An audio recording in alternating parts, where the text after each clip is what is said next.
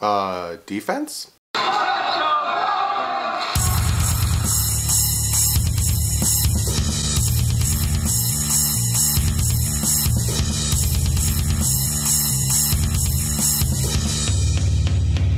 What's up, Fin fans? The game's still going on. There's like 4 minutes and 39 seconds left, but the Dolphins are down by 19. They just used their last timeout to challenge a play. This game, again, was lost by the defense. The defense was bad. Like, couldn't stop the run bad, in prime position to stop on 4th and goal bad. Like, these linebackers, alright, the linebackers are bad. Kiko Alonso is good. I don't think Kiko Alonso is a bad linebacker. I think he's trying to make up for other people being really bad, aka McMillan. McMillan is absolutely horrendous in pass coverage, like really bad in pass coverage. McMillan, I understand this is technically your first year playing, but dude, we need to draft a linebacker. Like, so badly we need to draft a middle linebacker. Like, oh my god. No pass rush. You're facing the worst offensive line in the league and 0 pass rush. I understand that there was a few times we should have had a sack, but you know, Watson's just really elusive, but still no pass rush at all. No stopping the run at all. They torched us, absolutely torched us. They already have over 150 yards rushing. Bad. The defense, you give up 42 points. Bad. Offense was not so bad. There were some very bad throws by Osweiler.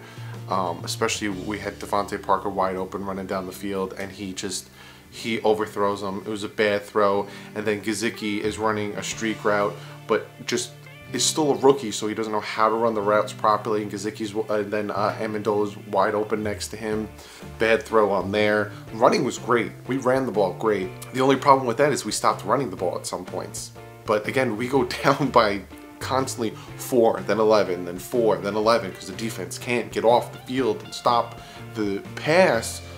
There goes the run right out the window, because now we have to hurry up and score. I know there was the whole debate about Tannehill versus Osweiler, who's better, who should we have, you know, all that stuff, and I said I picked Tannehill. I think Tannehill should start over Brock Osweiler, and I'm sticking to it, because there was at least 3 or 4 times it was either 3rd or 2, 3rd or 3, and Osweiler, you know, evades the pressure, rolls out, stands there, taps his feet, throws the ball away. He had a complete lane in front of him for the first down. If that's Tannehill, he runs for the first down. And I know a lot of you guys go, no he doesn't, Tannehill never rushes for the first down. Tannehill never rolls out. And then you don't watch the Dolphins play, because I'll pull up tape and I'll show you every time Tannehill rolls out, doesn't see anything, and he runs. That's the thing that Tannehill can do, and that's the thing that can make the opposing defense hesitate at getting at the quarterback, is because Tannehill can run. Tannehill has speed with his legs. Brock Osweiler doesn't. I'm really looking forward to Tannehill coming back.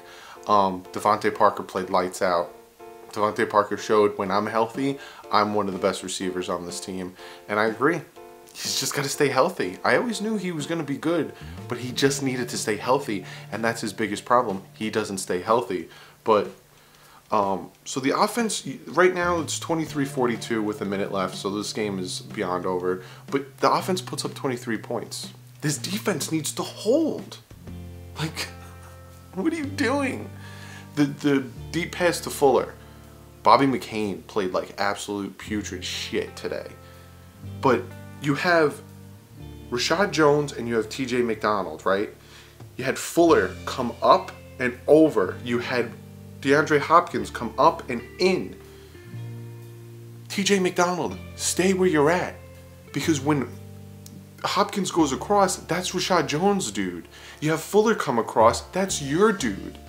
But what he does is he starts to follow Hopkins, and then Rashad Jones is here, and then there goes Fuller, blowing by. It was good coverage, but it was bad execution. So a lot of you guys are asking me, should Matt Burke get fired? your defense gives up 42 points, and then the week before they give up more than, what, I think it was 31 points. I don't know how you don't get fired. But me personally, you know, Wake is playing maybe 70%. Branch is playing maybe 70%. Our run-stopping defensive tackle, William Hayes, is out for the season. Rashad Jones is playing about 60%. Bobby McCain is playing about 60%. Like, you can call the plays perfectly, but if you don't have the dudes to execute it, what are you going to do? You know, Xavier Howard, yeah, he got burnt for, you know, there was a touchdown to Hopkins where Howard was on the coverage, but you're not going to play a lights-out game. It just is what it is. So I don't see how Burke comes back. I don't know. Maybe he gets fired, but then who's going to take his place, you know? But I don't see Burke coming back next year. Will Adam Gase get fired? I don't think Adam Gase should get fired. You just got to look at what he has to deal with this season, you know? Offensive line injuries. Injuries in general with the whole team. It's just complete. You start getting Albert Wilson into the fold. You start getting him into it, and then all of a sudden he gets injured. Offensive line starts playing great. We got a rushing game going. You know, we're doing well. Sitting goes down. Kill goes down. It's like one thing after another. It's bad. And I honestly don't, like, I'm looking at the schedule, and it's like the next 8 games, we might win 1, 2, maybe 3 or 4 more games if they keep playing like they did the past 2 weeks. We'll probably win about 3 more games. We'll go 7-9. That's bad. We got one better game than last year, you know, but it is, the injuries are killing us. There was a few flags that weren't called. You got the face mask on Kenyon Drake. You got the pass interference or the holding on Danny Amendola that caused the interception.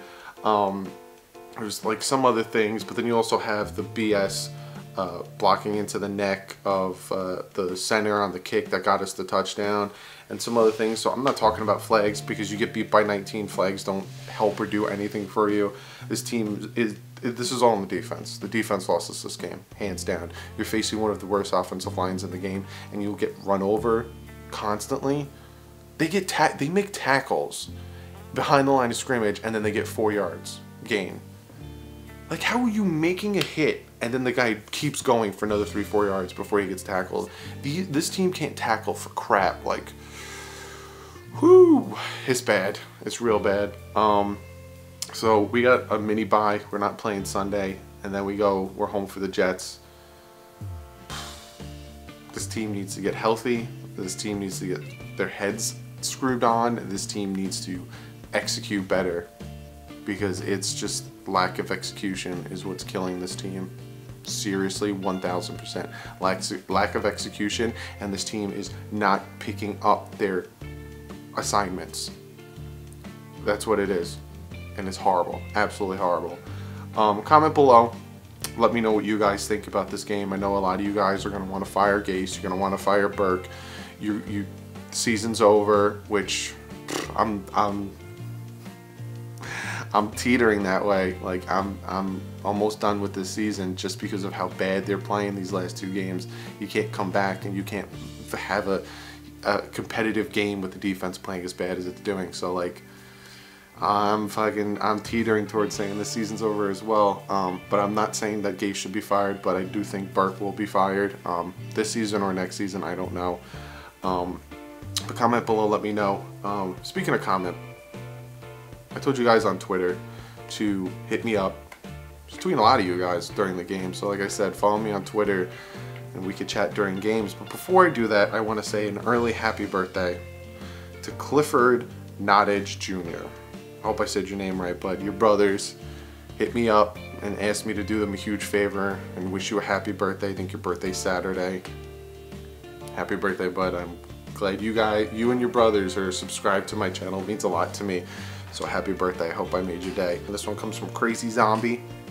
and he asked me, do you think they still trade Parker after today? I honestly, like, if they want to stay competitive for the rest of the year, and if they want to stay in games and potentially win more games for the rest of the year, I wouldn't trade Parker. If he could stay healthy, and that's his thing, just stay healthy, and this is what he can do. But that's also the thing, he can't stay healthy. So he just lit it up. He played a great game today. He shows that he's dynamic and all this stuff. Would I trade DeVante Parker? Yes, I would. And I said this during the halftime live stream. I would trade DeVante Parker, but because he can't stay healthy. So if we rely on him to stay healthy, then we don't trade him, and all of a sudden he gets injured, and then his 5th-year option is guaranteed, and then we're stuck with him. Versus he lights it up, all of a sudden teams like, oh, DeVante Parker's actually good. We'll give you that 3rd you've been asking for. Then we trade him, and then he gets injured on another team, and we don't have to worry about it. So yes, I would trade DeVante Parker, but then I'd also make another move. I'm still calling for it. I know you guys don't want it, but Demaryius Thomas, bring him in with that 3rd that we get, or the 4th that we would get. That's what I would do. But thank you for the question. I really appreciate that. Like I tell you guys all the time, follow me on Twitter. A lot of us were chatting, going back and forth. I was tweeting out a ton of things while watching this game. So follow me on Twitter. I asked for your questions on there as well.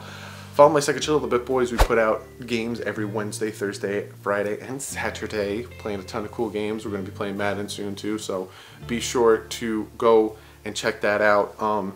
Give this video a thumbs up because, damn, this defense is just killing me these last 2 games. They're the reason we lost. But give this video a thumbs up, because regardless of what the team does, because regardless of how the team plays, and regardless of the record, you're still a Dolphins fan through and through. To all the Texans fans, hey, you guys beat us. Like I said in my preview video, if the Dolphins win, it'd be by 2 or 3, and if they lose, it'd be by a lot. And again, I was right. It was by a lot. They lost. But subscribe if you're not subscribed already. I do this after every game. I do a preview before every game. Me and my dad pick videos. He's obviously not here because it's almost midnight and he's got work tomorrow, but me and my dad pick games every Wednesday, and then I do things in between the games, and I do talk about all things, not just Dolphins. So be sure to subscribe if you're not subscribed already. We just broke 2,000. Like, seriously, you guys are hands down the best. You guys subscribing, you guys commenting, you guys thumbing it up puts it into the YouTube database. So when people type in like Miami Dolphins or Miami Dolphins versus whatever, mine starts to pop up higher because of you guys. So seriously, from the bottom of my heart, I thank you guys all for helping me get over 2,000 subscribers. You guys are hands down the best. And then we are home for the Jets, so we'll see how that goes. If this defense keeps playing the way they do. But like usual, guys, stay classy. I know the comments are going to be brutal because this is bad. It was real bad. But I'll see you guys soon. Fins up. You notice today I put out the video that me and my dad recorded yesterday with our picks and all that stuff. We're going to break down some injury news, the usual. We're going to talk about some transactions that happen. Break down my 5 things that the Dolphins need to do to beat the Texans tomorrow. And then we'll get to one of you guys' comments, questions. So let's get started.